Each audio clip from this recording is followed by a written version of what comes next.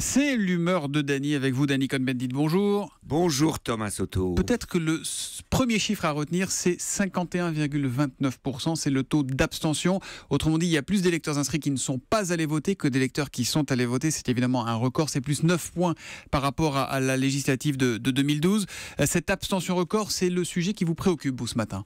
Oui, il faut dire que le système ne fonctionne pas. Il faut une fois pour toutes. Et d'ailleurs, après chaque présidentielle, il y a d'ailleurs une participation qui diminue énormément et dont on dit mais il y a quelque chose, il y a un problème. Aujourd'hui, on ne peut pas dire il y a un problème. C'est une constatation. Le système tel qu'il est organisé ne fonctionne pas. Donc, il faut le réformer. C'est-à-dire, il y a plusieurs possibilités. Mais aujourd'hui, si on découple de cette manière simplement la présidentielle et législative, cela veut dire qu'on ne prend pas au sérieux le Parlement. Et donc ça, c'est un danger pour la démocratie. Et que les législatives deviennent une sorte de chambre d'enregistrement du résultat de la présidentielle quelques semaines plus tôt. D'enregistrement, et d'ailleurs, il n'y a pas de possibilité de campagne ni de mobilisation. Il y a en fait une mobilisation différentielle. Le camp victorieux à la présidentielle est plus mobilisé que ceux qui ont perdu. Et ça, c'est la preuve par 4 ce qui s'est passé hier. Ça, c'est pour le constat. Et maintenant, le traitement, alors ? Le traitement, il y a deux choses.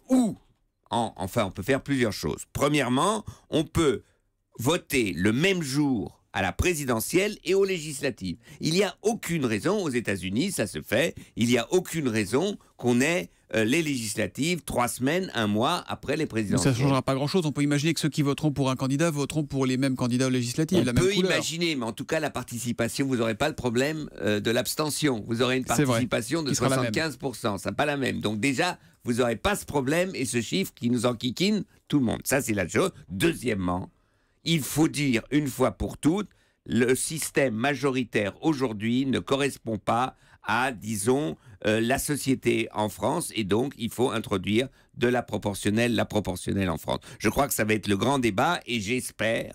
C'est une promesse d'Emmanuel Macron dans son programme présidentiel. Exactement, qu'ils vont tenir cette promesse et non pas se dire « Ouh là là, maintenant une majorité absolue de 400 sièges, on serait complètement idiot de changer cela ». J'espère donc qu'il y aura une nouvelle loi électorale, l'introduction de la proportionnelle, et j'espère qu'on n'attendra pas 5 ans pour revoter. C'est trop, une majorité de 400 ou 450 députés pour un seul camp ou pas? Ça vous gêne un peu? Ça vous met mal à l'aise ou pas, vous, en termes de démocratie?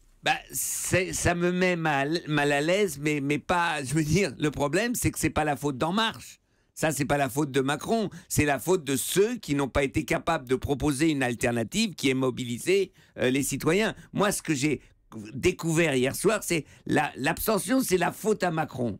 C'est idiot. L'abstention, c'est la faute. C'était la faute au soleil aussi hier. Tout le monde disait. Ouais, le soleil. Oui, mais ça, le soleil accentue que les gens, effectivement, n'étaient pas enthousiasmés de voter républicain, de voter la France insoumise, de voter le Front National. Donc, c'est la faute aussi de l'opposition qui n'a pas su proposer quelque chose de cohérent. Vous avez voté, vous? Bien sûr. Bon, je vous félicite. Merci, Dany Cohn-Bendit, qui reviendra demain juste avant 8h sur Europe 1.